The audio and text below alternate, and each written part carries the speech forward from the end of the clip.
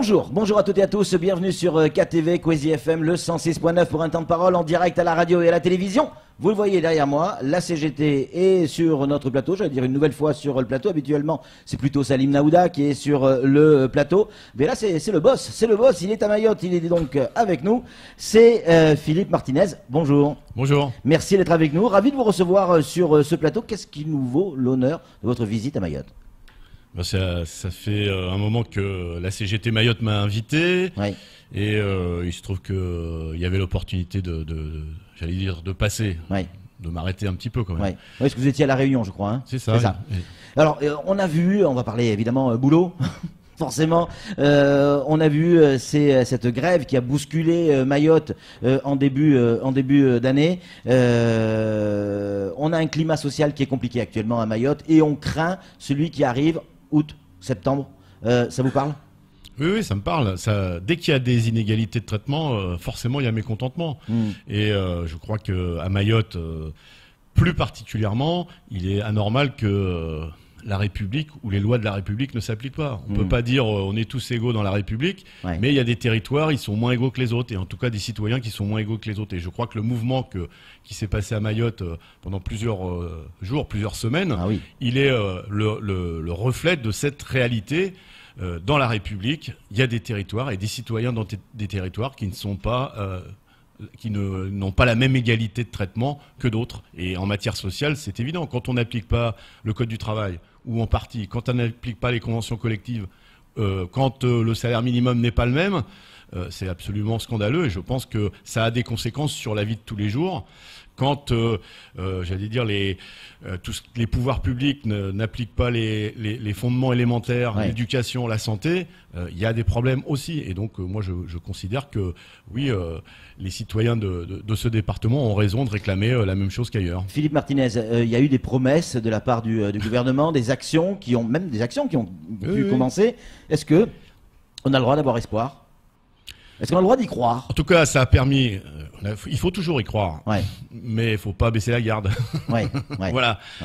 Oui, il y a eu des promesses, il y a eu des choses concrètes d'annoncer, mais ça reste relativement faible par rapport aux besoins du département, aux besoins des citoyens. Et donc, moi, là, je pense qu'il y a besoin que la situation qui est vécue ici, elle soit... mieux connue sur l'ensemble du territoire, et c'est le sens de ma visite ici. Je viens d'abord écouter, je viens faire la leçon à personne, je viens d'abord écouter parce que je pense qu'il y a besoin de bien maîtriser ces problèmes, de bien expliquer, et après convaincre déjà mes camarades de la CGT à Paris et en métropole pour bien expliquer la situation, parce que parfois il peut y avoir des malentendus. Est-ce qu'il faut craindre un nouveau mouvement d'ampleur, comme certains le disent, en août et septembre, ou septembre, à la rentrée en clair ? Est-ce que c'est d'actualité ? Est-ce que c'est dans les cartons ? Moi, je ne parlerai pas à la place de mes camarades de la CGT Mayotte. C'est eux qui décident. En tout cas, quand les promesses ne sont pas tenues, ou en tout cas quand ce qui s'est exprimé fortement, le moins qu'on puisse dire ici, et le gouvernement ne répond pas, ou répond en partie ou en petite partie, forcément, quand on déçoit, on s'expose après. Samuel Baucher, le rédacteur en chef de France Mayotte Matin. Une question à vous poser, Philippe Martinez. Moi, je me plais à dire qu'à Mayotte, l'égalité, c'est notre liberté de nous asseoir dessus en toute fraternité. C'est une bonne définition. Il a travaillé toute la nuit pour ça. Est-ce que c'est un message que vous allez porter aussi à Paris pour défendre Mayotte ? Est-ce que vous allez défendre plus Mayotte parce que vous y avez mis les pieds aujourd'hui, ou vous l'avez toujours défendu ? On l'a toujours défendu, et pas que Mayotte, évidemment, parce que cette discrimination, parce que c'est comme ça qu'il faut appeler les choses, elle est présente dans beaucoup de territoires d'outre-mer.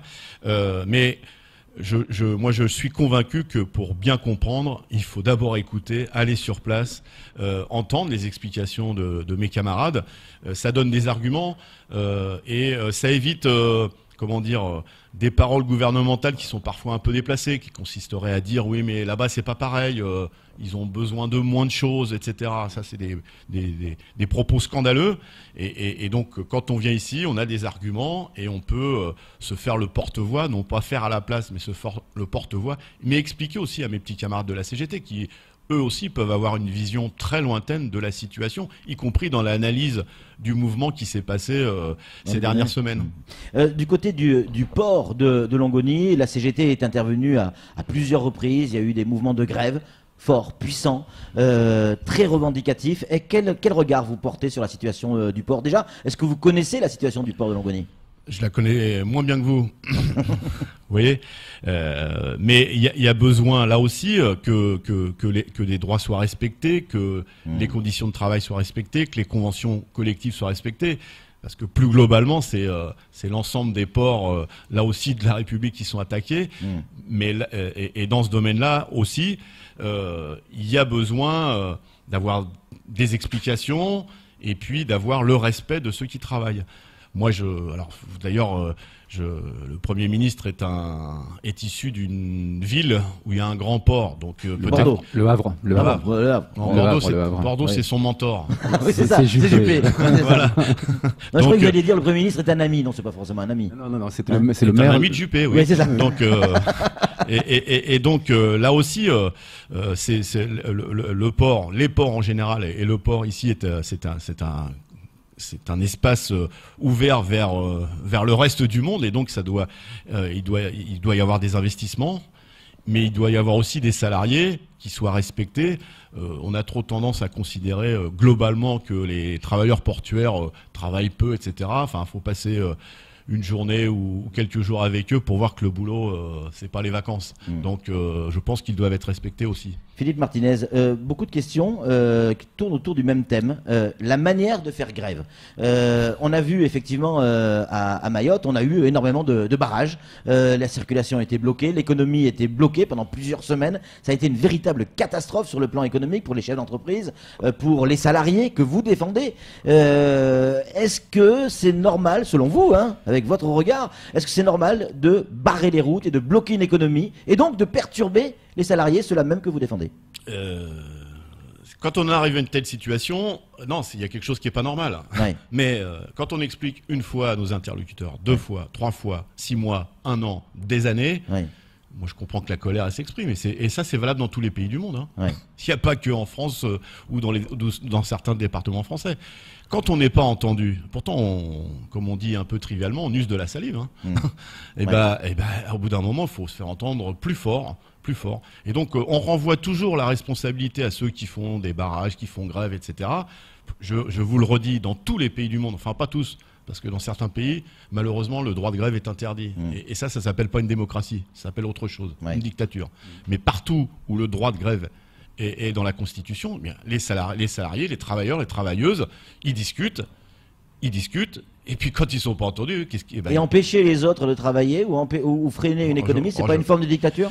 Pas du tout, non, c'est l'expression de la démocratie. Le droit de grève, c'est dans la Constitution, et donc ça n'a rien d'illégal. Non, mais il faut renvoyer la responsabilité, la situation, elle est grave ici. Les moyens manquent. Les moyens manquent.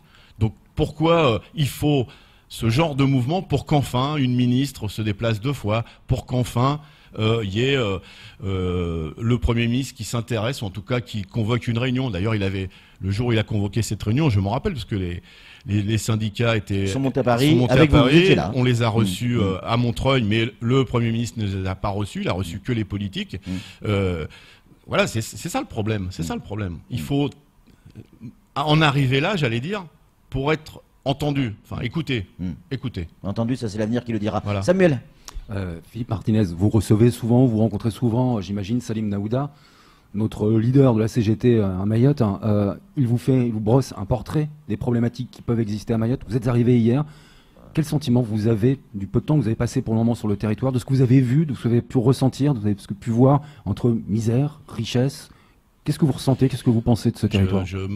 Je vais rencontrer les militants tout à l'heure. Je me garderai d'avoir une appréciation. En tout cas, ce que je comprends et ce que j'entends, c'est que il y a des problèmes d'infrastructure, il y a des problèmes de. Enfin, ce département n'est pas traité, est moins bien traité que les autres. Alors déjà que les autres c'est compliqué, donc il est moins bien traité.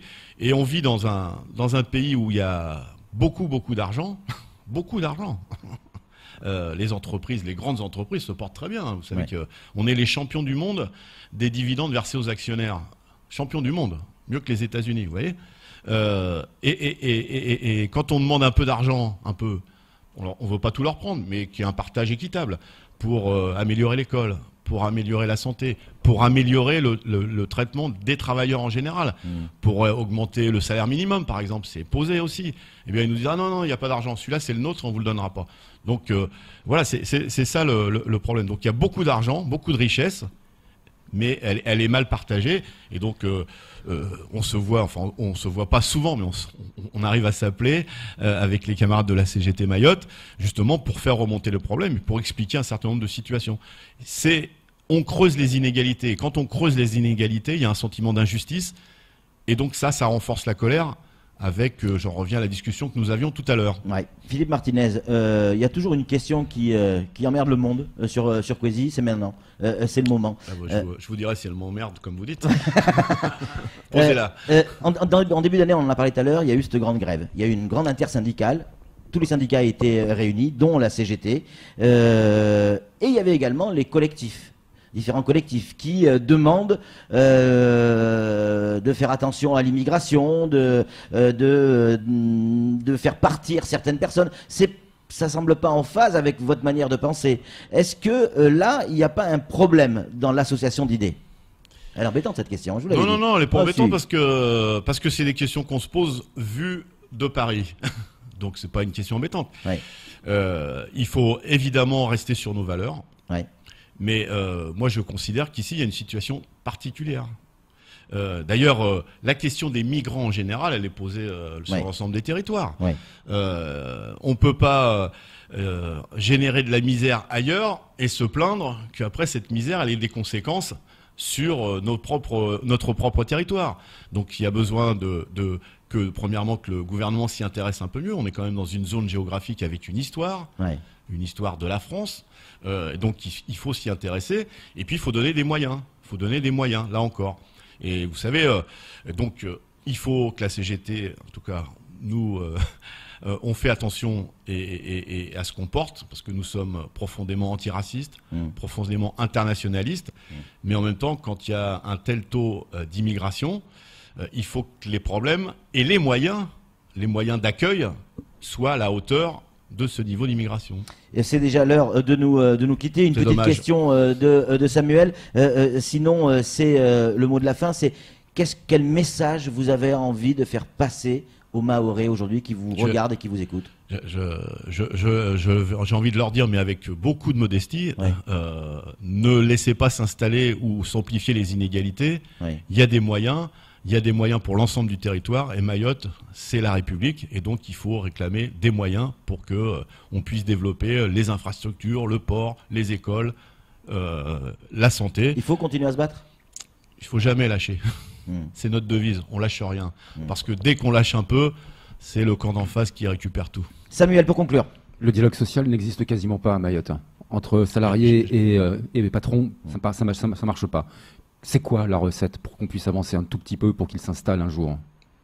J'allais dire, c'est le respect des organisations syndicales. Et il n'y a pas qu'à Mayotte que le dialogue social ne marche pas. Donc quand en haut on montre pas l'exemple, il faut se respecter. Et aujourd'hui, dans notre pays, dans tous les territoires, les syndicats ne sont pas respectés. Et le président de la République française montre l'exemple, j'allais dire, dans le mauvais exemple. Il fait sans les syndicats. Quand on est ignoré, pas respecté, ça génère toujours des problèmes. Philippe Martinez, merci beaucoup d'avoir répondu à nos questions et d'être venu sur ce plateau. C'est tout pour ce temps de parole. Tout de suite, la suite de nos programmes.